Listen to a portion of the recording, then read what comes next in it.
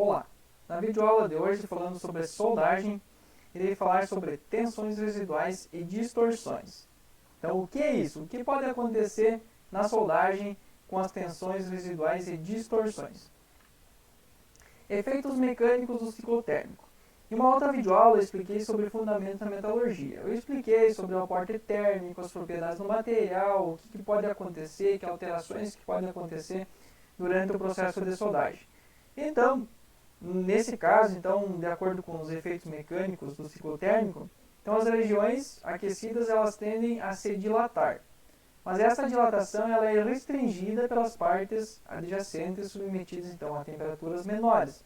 Ou seja, se tiver uma restrição ali na estrutura, na peça que está sendo soldada, se ela já está fixa em outras peças. Então, vai acontecer então esse tipo de trabalho ali no processo. E o que resulta então no desenvolvimento de deformações elásticas e plásticas concentradas nas regiões que estão sendo aquecidas. O que são deformações elásticas e plásticas? Elástica, ela deforma elasticamente, então ela vai deformar e tende a voltar ao estado original. Plasticamente, que é uma deformação plástica, ela tende a se deformar, passar do modo de elasticidade e permanecer, não retornando ao estado original. Então, devido à deformação plástica localizada ao final do processo de soldagem, porque a solda acontece com uma deformação plástica que tem uma alteração de fase do material do estado sólido para o estado líquido, depois para o estado sólido novamente. Então, acontece uma deformação plástica.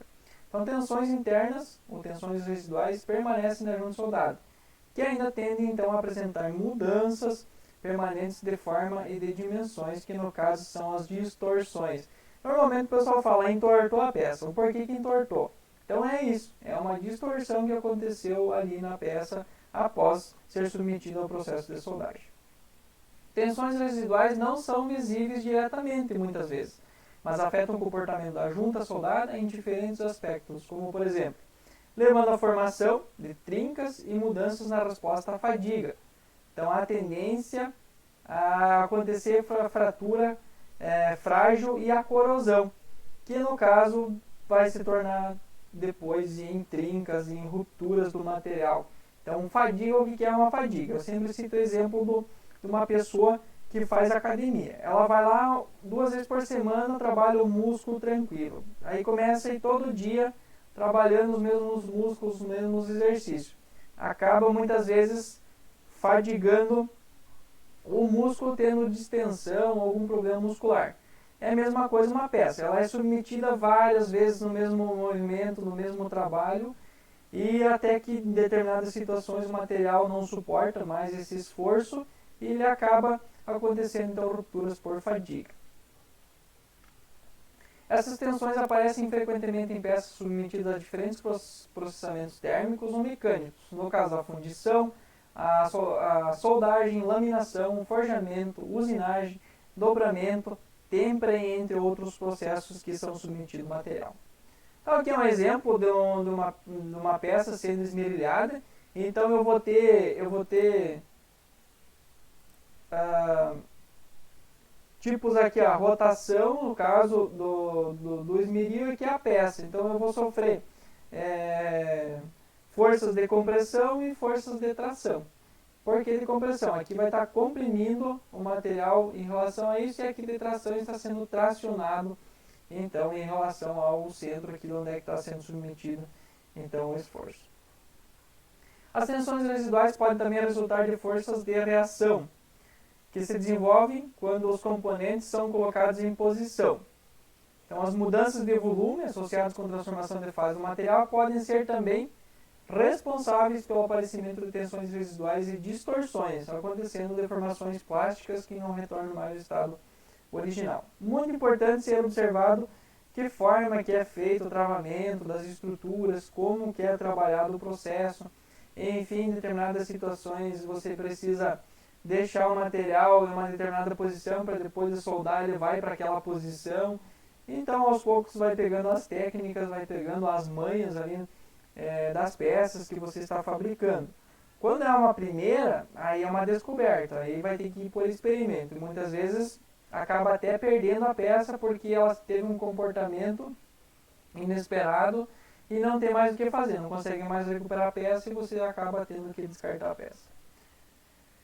Então aqui são algumas formas, né, de determinar então essas tensões. Então, uma vez que as tensões residuais existem na ausência de solicitações externas, há uma força e um momento então resultando dessas tensões e uma dada seção da peça, que no caso estava mostrando anteriormente para vocês. Devem ser nulos para manter o equilíbrio mecânico, isto é, então essas tensões e o momento torsor devem ser nulo, né, tem que ser igual a zero para não acontecer esses problemas que eu mencionei para vocês. Quando o material é aquecido, duas dimensões aumentam proporcionalmente. A variação de temperatura, o que é descrito pela equação da dilatação térmica, então vai ter variação de temperatura, porque está em estado normalmente uma temperatura ambiente, submetido ao calor pelo arco elétrico, eu já expliquei uma outra videoaula que é o arco elétrico, acaba então aumentando a temperatura ali onde está sendo aplicado para conseguir deixar o material no estado sólido, para conseguir fazer a união dos materiais. Então, ΔL então, é a variação do comprimento inicial da peça e alfa é o coeficiente de dilatação térmica linear.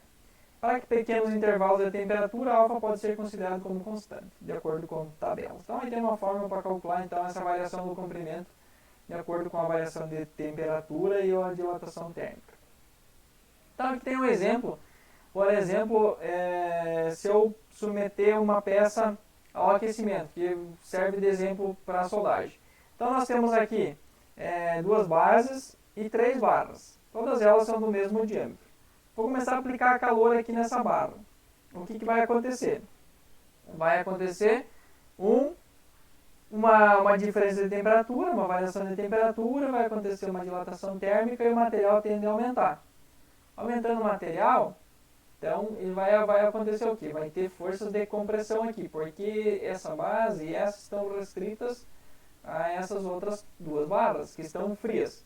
Então, nesse caso, eu vou aumentando a temperatura, vou aquecendo, ela pode se dilatar e depois ela dilata até um ponto e depois não volta mais, não retorna mais. Então, podendo acontecer deformações no material. Já essas barras externas, elas vão sofrer forças de tração. Por quê? Porque esse material está aumentando e tende a empurrar essas duas bases. E aqui está restringindo. Então, nesses pontos aqui vai acontecer forças de tração.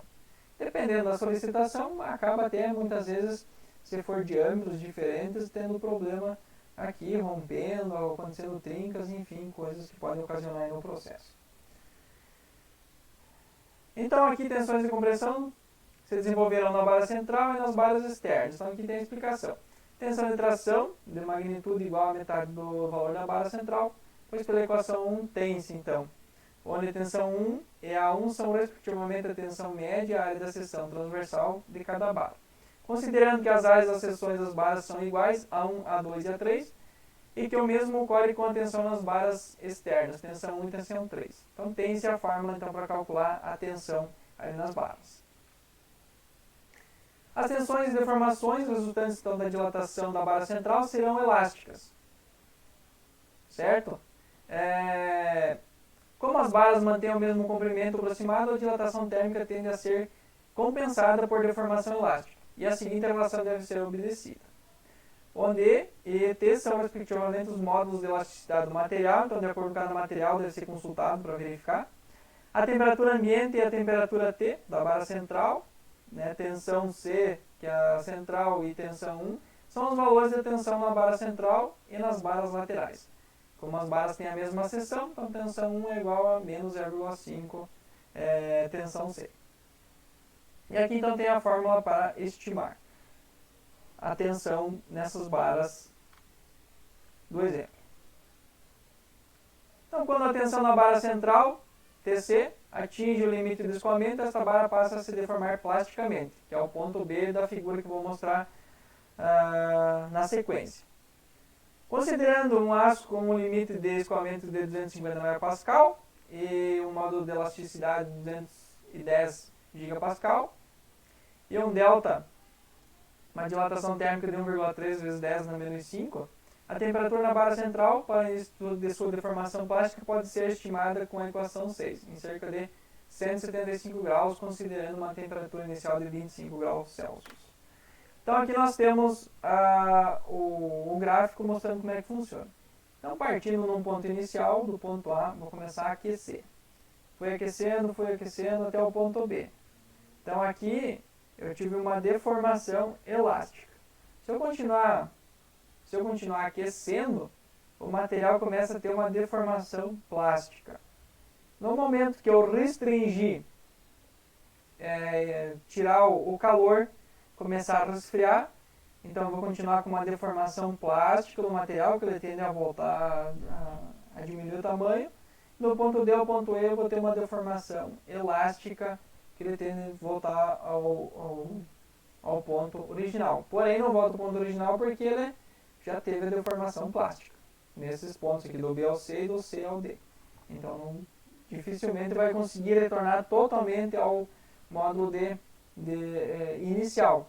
Porque aqui, se nós observarmos no gráfico, né, há uma diferença grande aqui em relação do D ao B. Então, eles não estão alinhados. Então, a minha deformação foi diferente no aquecimento do que no resfriamento. Tensões devido ao aquecimento não uniforme, então de uma junta soldada, nesse exemplo, na seção A, então está acontecendo aqui um processo de soldagem, aqui então está a poça de fusão, aqui já foi soldado, já tem o cordão de solda. Então na seção A, muito distante da poça de fusão, ainda não aquecida pela fonte de calor. Não existe variação de temperatura e o material ainda está isento de tensões. Então aqui não tem variação de temperatura e está isento de tensão residual.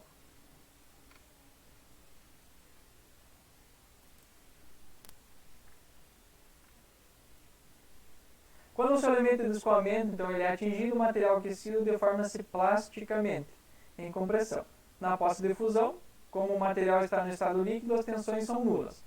Com o resfriamento e após a solidificação da solda, o material passa a se contrair, sendo novamente impedido pelas regiões mais frias e afastadas da solda. Então, nesse caso aqui,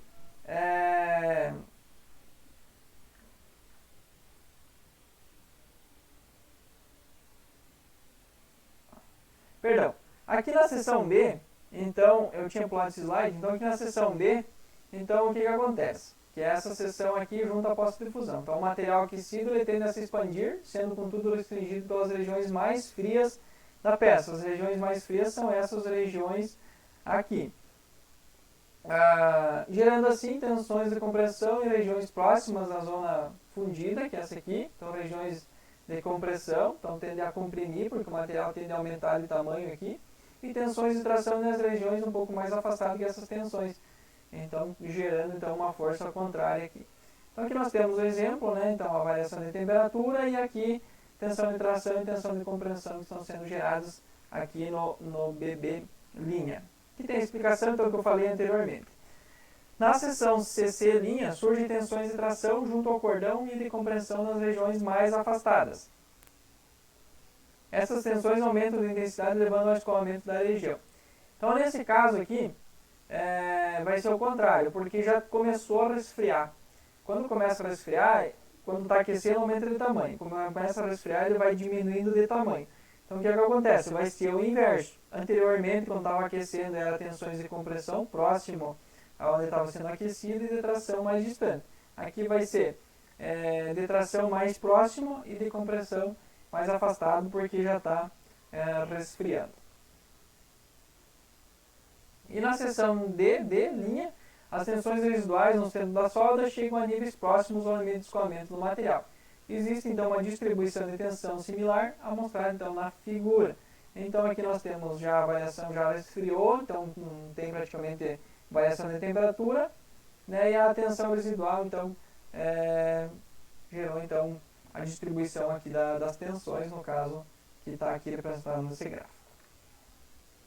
Distribuição. Então as tensões residuais presentes em uma estrutura soldada durante sua fabricação e seu uso são de dois tipos. Tensões residuais produzidas na soldagem de seus membros sem restrição, no caso uma peça, somente uma peça, pode estar soldando, ela não vai ter restrição nenhuma, ela só vai estar apoiada em cima de uma mesa ou algo semelhante. Já tensões de reação são resultantes da ligação entre diversos membros de uma estrutura e entre estes em outras estruturas. No caso vários componentes vão sendo montados, vão sendo agrupados em uma estrutura, então eu vou ter esse tipo de ligação aí com diferentes membros na estrutura. As estruturas soldadas, elas tendem a apresentar uma distribuição complexa de tensões residuais que podem ser caracterizadas então, na região da solda, por esforços de tração em 2 ou 3 dimensões. Este estado então, de tensão tende a dificultar a deformação plástica, no caso da região da solda, podendo favorecer o desenvolvimento de rupturas localizadas, trincas, nessa região, quando essa apresenta baixa ductilidade ou quando a estrutura é colocada em um ambiente agressivo. Baixa ductilidade quer dizer o quê? Que a peça, o material é mais duro e frágil. Ou submetido então a solicitações severas.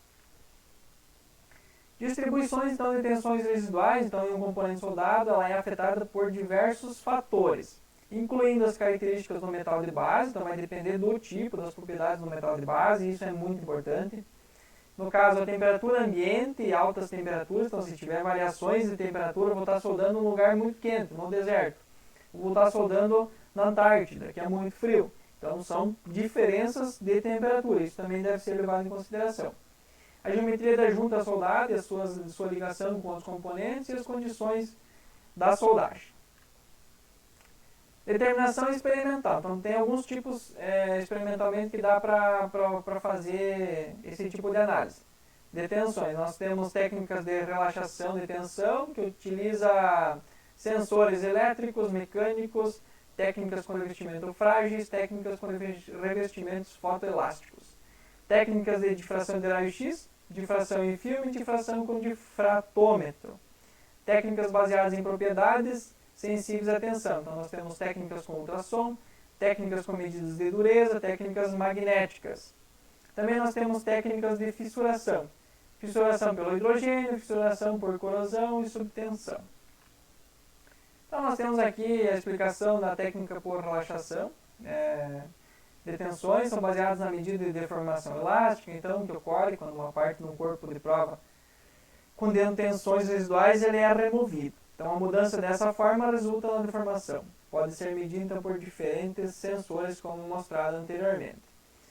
As técnicas de difração de raio-x baseiam-se então na determinação dos parâmetros de rede da estrutura cristalina de pequenas regiões da peça. Então, a estrutura cristalina, vocês já estudaram tecnologias dos materiais, vocês já sabem como é que é formada então, a estrutura cristalina do material.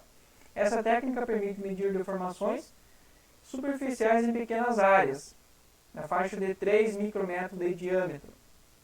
Não é destrutiva, contudo tende a ser mais demorada e menos precisa do que a técnica anterior. Técnicas baseadas em propriedades sensíveis à tensão, medem alterações de alguma propriedade, qualquer material, as associam com as deformações elásticas presentes na região de medida e são também técnicas não destrutivas. Técnicas não destrutivas quer dizer o quê? Que eu não danifico o material. Técnicas destrutivas eu danifico o material. Então, aí tem que fazer um corpo de prova para fazer uma técnica destrutiva para não perder a peça no caso. Técnicas de fissuração são baseadas na avaliação qualitativa do padrão de fissuração desenvolvido em corpos de prova, colocados em ambientes capazes de formar no corpo de prova trincas induzidas então, pelo estado de tensões dos corpos de prova. As trincas são, em geral, desenvolvidas por fragilização pelo hidrogênio ou por corrosão sob tensão. Consequências. Flambagem. Então, quando a tensão inicial de compressão for suficientemente elevada, uma força lateral infinitamente pequena pode causar uma deformação lateral, ou seja, grande do perfil. Essa instabilidade é um risco em componentes estruturais que atuam sob compressão, particularmente naqueles longos e delgados, e é conhecido como flambagem. Então, normalmente são vigas, componentes grandes que pode acontecer então flambagem. Então, normalmente é uma curvatura que vai acontecer no material, que é este exemplo aqui. Então, nós temos uma curva, o comprimento dessa curvatura, né, para medir. Então, nós temos aqui a aplicação da compressão, no caso, comprimido, vai gerar essa curvatura, essa flambagem. E essa flecha ela é medida, então, por essa unidade. E, no caso, aqui um componente falhado, então está demonstrando aqui, exageradamente, né, demonstrando aqui, então, o que pode acontecer, então, com a flambagem.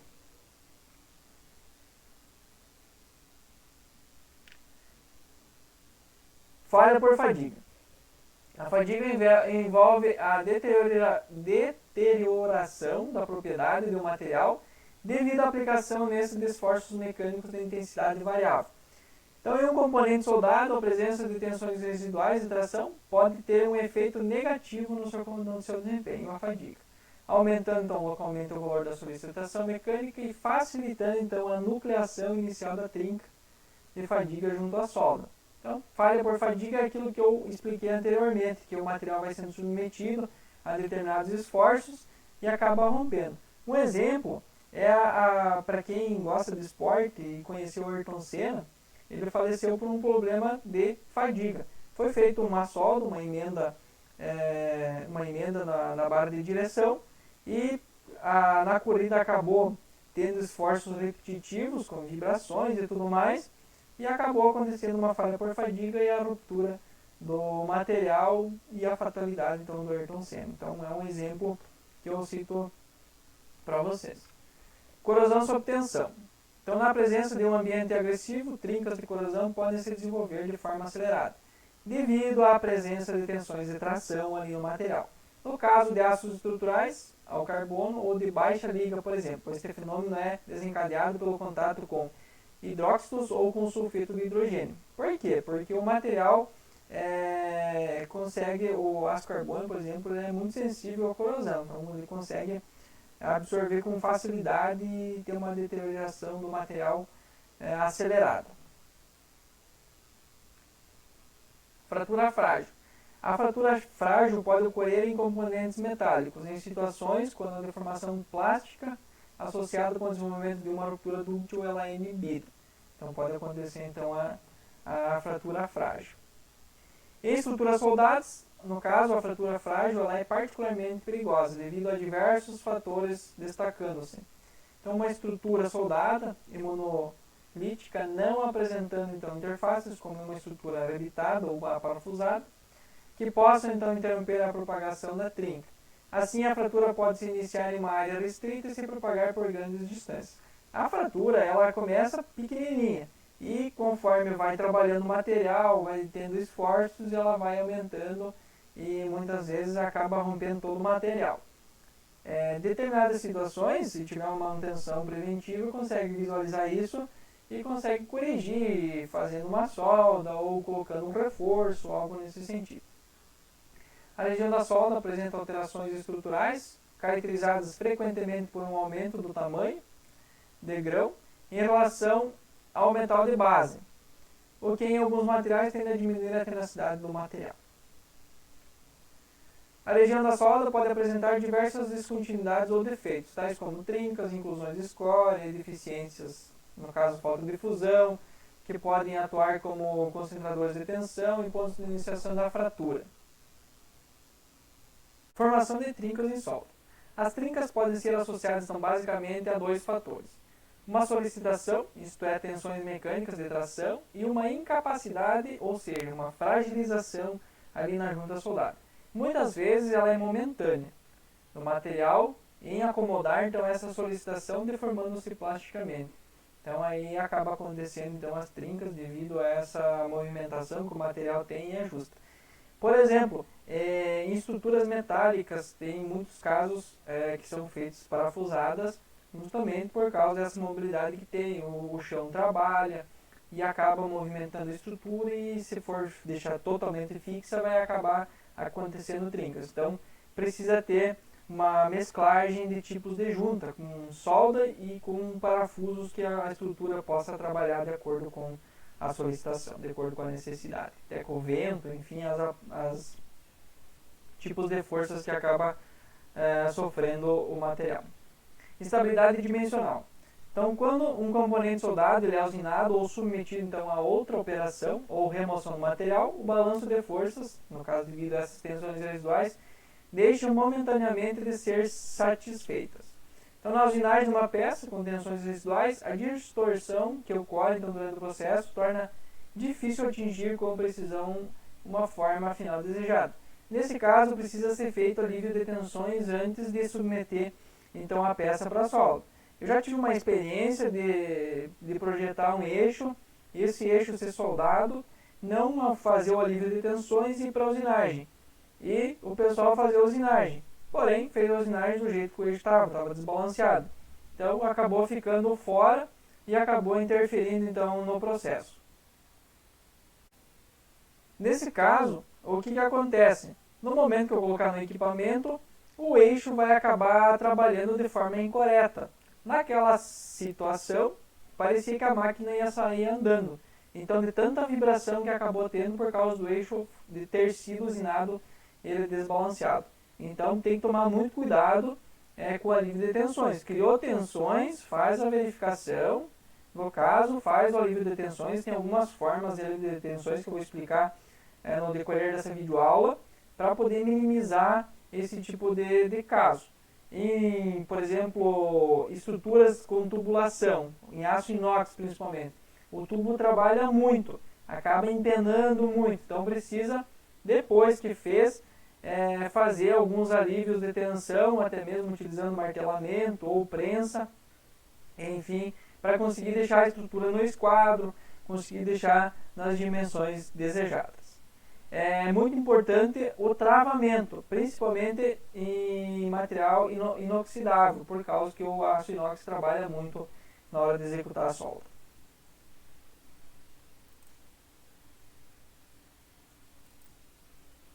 Controle de alívio de tensões residuais. Então, nós temos algumas formas, alguns procedimentos. O martelamento. Então, ele é um martelamento no metal depositado de sua adjacência, então, durante ou após a soldagem. Características. Método simples, pode causar refino de grão. Já expliquei em um outro vídeo o que é o refino de grão, em Fundamentos da Metalurgia. Limitações.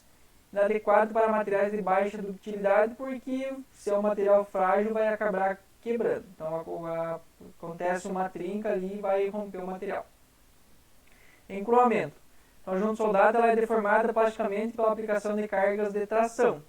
É bastante eficiente para tanques esféricos ou tubulações. Inadequado para estruturas complicadas pela dificuldade de aplicar tensões uniformes. Vibrações. Vibrações são aplicadas na estrutura, causando uma ressonância de baixa frequência, o que ocasiona a deformação plástica parcial da estrutura e o alívio de tensões. Ou ela é uma operação simples, inadequado para chapas grossas ou grandes estruturas. O alívio de tensão não é uniforme nesse caso. Cozimento para alívio de tensões, com aquecimento de 600 a 700 graus para aços feríticos, em torno de 900 graus para aços austeníticos, no caso um aço inoxidável. Resfriamento lento pode ser local ou total. Muito utilizado e bastante eficiente. Inaplicável para grandes estruturas, difícil de ser executado no campo e custo elevado. Por quê? Porque para fazer esse recozimento precisa ter um forno, precisa ser adequado para esse tipo de aplicação.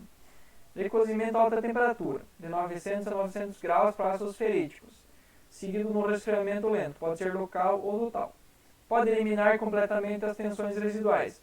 Inaplicável para grandes estruturas e difícil de ser executado no campo. Custo muito elevado também, porque requer, então,